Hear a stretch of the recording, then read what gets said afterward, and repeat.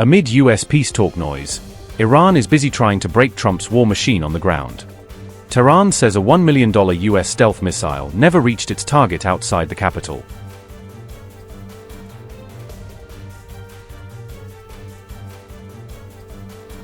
From F-35 to F-15 to AGM-158, Iran is painting a very public target on Trump's prestige. Iran claims it turned a US $1 million cruise missile into nothing more than smoking scrap. As tensions escalate across the Middle East, Iran is now claiming what it calls a major defensive breakthrough. Tehran says its air defense forces managed to intercept multiple US-made AGM-158 cruise missiles flying near the capital, Tehran.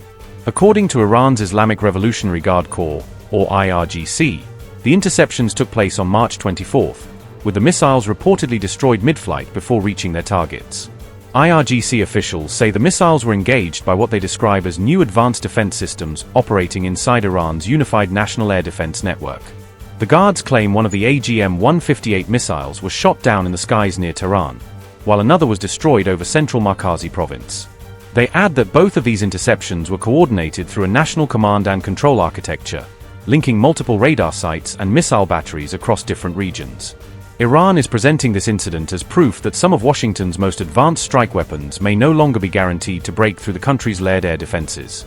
The AGM-158 JASSM is a stealthy, air-launched cruise missile developed by US defense giant Lockheed Martin. It is designed to carry out long-range precision strikes against heavily defended, high-value targets. Early versions of the JASSM reportedly cost around $700,000 per missile. The upgraded extended-range JASSM-ER variant can cost well over $1 to $1.6 million per shot. It combines GPS and inertial navigation with an infrared seeker in the final phase to hit targets with high accuracy. The missile's materials are engineered with low observable stealth features to make it difficult for radar to detect. A compact turbofan engine powers the JASSM, allowing it to cruise at subsonic speeds under the radar horizon. The baseline JASSM has a range of roughly 370 kilometers, while the JASSM-ER can exceed 900 kilometers. Newer extreme range variants are reported to push the missile's reach out toward 1,800 kilometers. It carries a roughly 450 kilogram class penetrating warhead designed to smash hardened or bunker-type targets.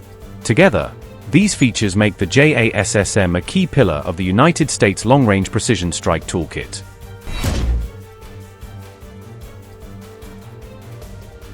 During March 2026, Iran says US B-52 bombers fired AGM-158 JASSM cruise missiles in long-range standoff strikes against targets inside the country. Iranian officials claim their integrated air defenses managed to track and intercept some of these missiles near Tehran and across several central provinces.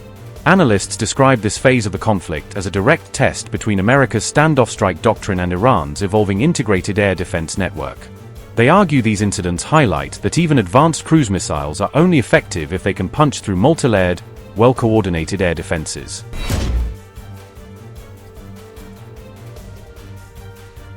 Iranian military reports claim their forces have brought down 6 US aircraft and more than 100 drones or cruise missiles since the fighting began, though these figures cannot be independently verified. Tehran presents these claimed shootdowns as proof that, despite intense US and allied strikes, Iran's defenses are becoming more resilient under sustained Western military pressure. Officials and state media say the messaging is meant to project confidence in Iran's evolving, layered air defense network, which they argue is increasingly able to challenge advanced Western air power. On March 19, Iran's Revolutionary Guard said their air defenses had struck a US F-35 stealth jet over central Iran, releasing video that appeared to show the fifth-generation fighter taking damage and veering off course mid-air. Separately, Bloomberg reporting cited US officials as saying the American military has lost around 10 MQ-9 Reaper strike drones so far in the conflict, most of them brought down over or around Iran. This latest claim comes after Iran's elite guards also released footage they say shows the successful targeting of an advanced US F-18 fighter jet earlier in the war. On March 23, a US F-15 jet was reported down in Kuwait, while America said the incident involved friendly fire. A KC-135 refueling tanker also crashed in Iraq on March 12, killing all 6 US crew members on board. On March 1, 3 F-15E fighter jets were reportedly shot down in separate incidents in Kuwait. The United States has confirmed that at least 13 soldiers have been killed in the war against Iran. Meanwhile, Trump deployed additional Marines and paratroopers to the Middle East as the conflict continued. As losses mounted, Trump is reportedly pushing for a peace deal with Iran behind closed doors. Pakistan and Turkey are reportedly acting as mediators between Washington and Tehran.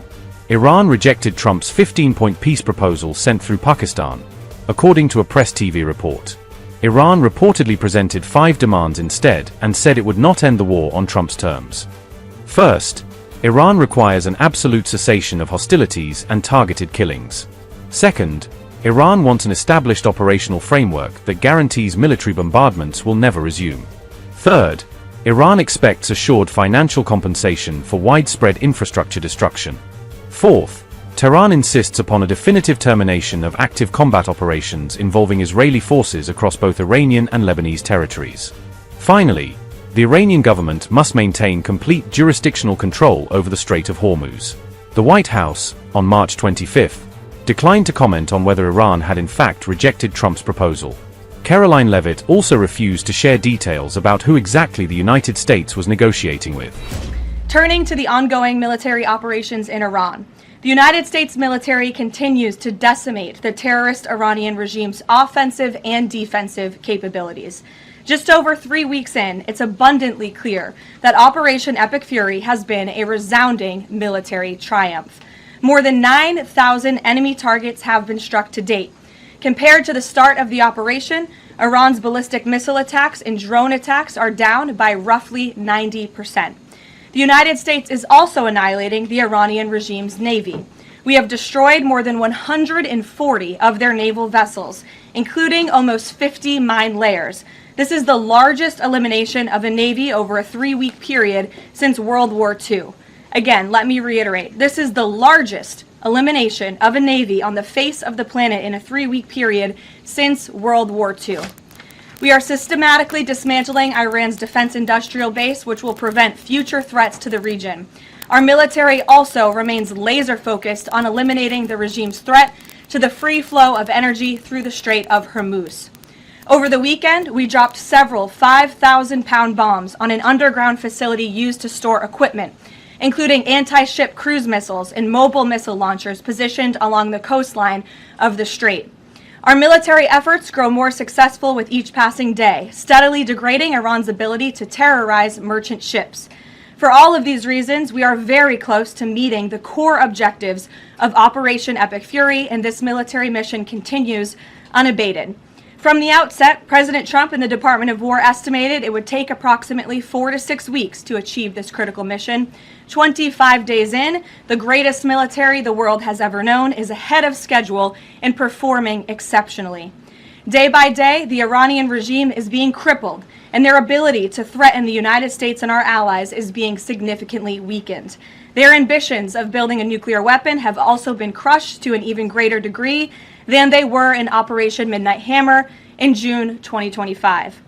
That's why you're beginning to see the regime look for an exit ramp. They recognize they are being crushed, their ability to attack American and ally forces, as well as their ability to defend their own territory is dwindling literally hour by hour.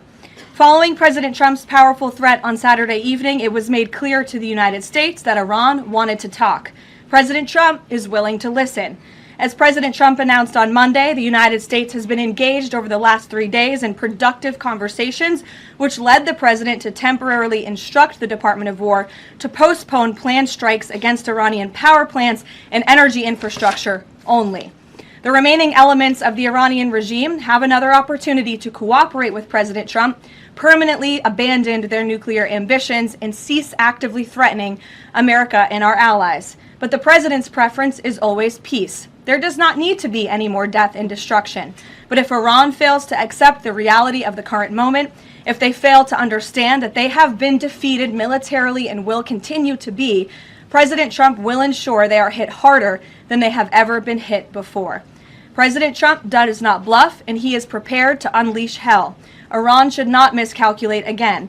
Their last miscalculation cost them their senior leadership, their Navy, their Air Force, and their air defense system. Any violence beyond this point will be because the Iranian regime refused to understand they have already been defeated and refused to come to a deal.